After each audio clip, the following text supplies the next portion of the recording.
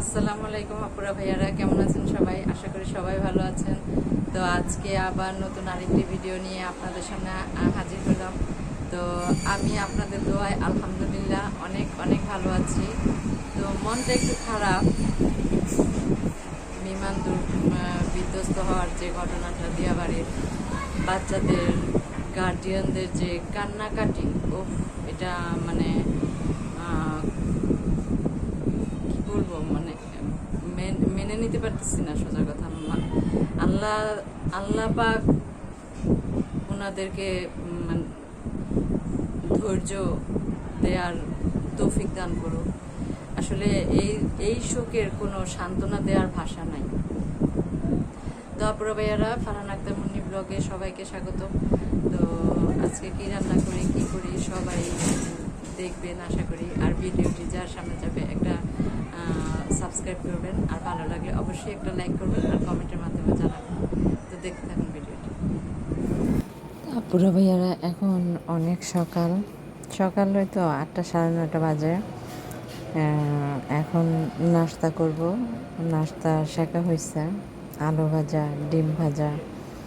তো দেখেন, একটু জানার সামনে আসছিলাম, তো নার্সারির গাছগুলো দেখে এত লোভ লাগলো, গাছগুলো দেখে এত ভালো লাগতেছে। আসলে আমার গাছ, প্রকৃতি, এগুলো আমার খুব ভালো লাগে, খুব মানে অসম্ভব ভালো লাগে, বলার মতো না। তো গাছ আমি এখান থেকে কিনতাম, কিন্তু আমার তো বাসায় জায়গা নেই যে এই যে গাছগুলি, এগুলি বড় টবে লাগাইতে হবে। তো নাস্তা শেষ করে আমি এখন রান্না বাড়া শুরু করবো আপনারা ভাইয়ারা। তো এখন রান্না করব হলো আপনার আজকে এটা হচ্ছে কি বলে এটার নাম, সবজিটার নাম ধুন্দুল। ধুন্দুল দিয়ে কাতলা মাছ দিয়ে রান্না করব সবজি এটা। তো মাছগুলো ভেজে নিচ্ছি আমি এখানে। পেঁয়াজ কুচি, তারপর হচ্ছে ধনেপাতা, কাঁচা মরিচ সবগুলো নিয়ে নিচ্ছি। আর এখানে আদা রসুনের হলুদের গুঁড়া, মরিচের গুঁড়া, ধনিয়ার গুঁড়া সব কিছু আমি পানি দিয়ে গুলিয়ে এখানে রেখে দিচ্ছি। কতক্ষণ রেখে দিব। তো আমি এখানে পেঁয়াজটা দিয়ে দিচ্ছি। পেঁয়াজের সাথে আমি একটু রসুন পেস্ট দিব। রসুন পেস্টটা দিলে হবে কি, ভাজার সময় রসুনের যে কাঁচা গন্ধটা থাকে ওটা থাকবে না। তো আপনার ভাইয়ার রান্না করতেছে ঠিক আছে, কিন্তু মনটা খুবই খারাপ। এই যে ফেসবুকে এগুলো দেখে, মানে মায়েদের, গার্জিয়ানদের যে কান্নাকাটি, উফ, এগুলো আরও প্রাণে সয় না। খুব খারাপ লাগে, খুবই খারাপ লাগে। মানে 2 দিন ধরে মনটা এত খারাপ হয়ে আছে, বলার মতো না। কি হইতেছে বাংলাদেশে আমি বুঝতেছি না। আমার ভালোই লাগে না এসব টেনশনে, জানেন। শুধু আমার না, মনে হয় বাংলাদেশের সবাই এরকম এই টেনশনের মধ্যে আছে। তারপরে ভাইয়ারা কী রান্না করতেছি আমি নিজেও বুঝতেছি না। তো দেখেন আমার মশলাটা কষে আসছে। তো আমরা সবাই দোয়া করি যে গার্জিয়ানদের, যে মা বাবা সন্তান চলে যাওয়া, মা বাবাকে সান্ত্বনা দেওয়ার মতো ভাষা কারোই নাই। এটা একমাত্র উপরওয়ালা যদি পারে মা বাবাকে শান্ত করতে। তারপরে ভাইয়ারা, আমি এখন মশলাটা কষার জন্য একটু পানি দিয়ে দিলাম। পানি দেওয়ার জন্য এখানে একটু হালকা গরম পানি দিয়ে নিচ্ছি। গরম পানি দেওয়াতে আমার মশলাটা ভালোভাবে কষে যাবে।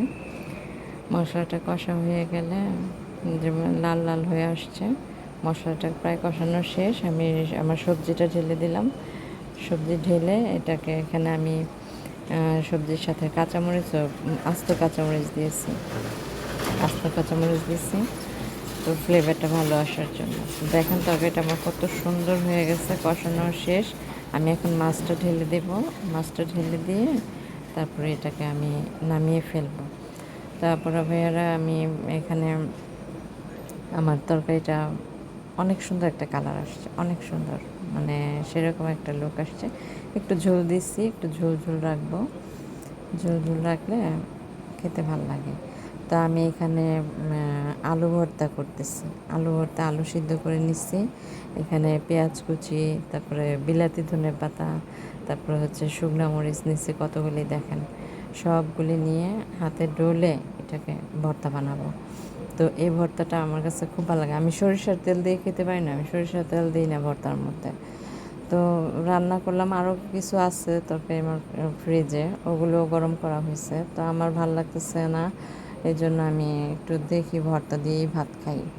দেখি মনটাও খারাপ, এই জন্য ভর্তা নিচ্ছি। মানে খেতেও ইচ্ছে করে না, জানেন, মনটা এত খারাপ। মানে ফেসবুক ইউটিউবে ঢুকলেই উফ, কি কান্না, কি আহাজারি, মায়েদের চিৎকার, বাবার চিৎকার, ভালো লাগে না এগুলি আসলে। মানে খুব খারাপ লাগে, খুবই খারাপ লাগে। তো ভাত খাচ্ছি এখন আলু ভর্তা দিয়ে। আলু ভর্তাটা একটু ঝাল ঝাল হয়েছে, ভালোই হয়েছে। তো সরিষার তেল দিয়ে নেই তো, এর জন্য ভালো লাগতেছে। তো ভাত খাওয়ার শেষে একটু রেস্ট করব, কারণ শরীরটা দুর্বল হয়ে গেছে টেনশন করতে করতে, সত্যি কথা যেটা।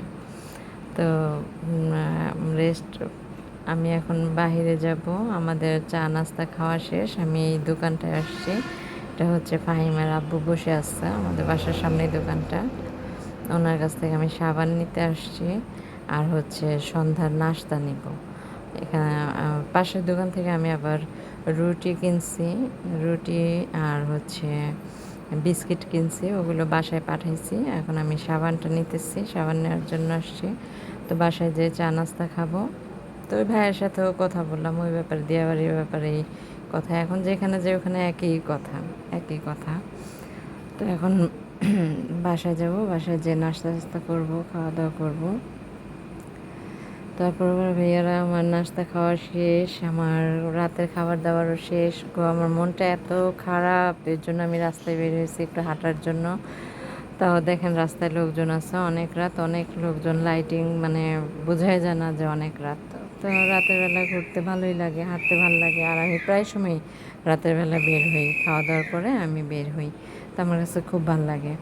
তারপর ভাইয়ারা, ভিডিওটি কেমন লাগলো সবাই আমাকে কমেন্টের মাধ্যমে জানাবেন, আর ভালো লাগলে একটা লাইক করে দিবেন। আর হলো সবাই আমার ব্লগটি যার সামনে যাবে একটা সাবস্ক্রাইব করে দিবেন। সবাই ভালো থাকবেন, সুস্থ থাকবেন, আল্লাহ হাফেজ।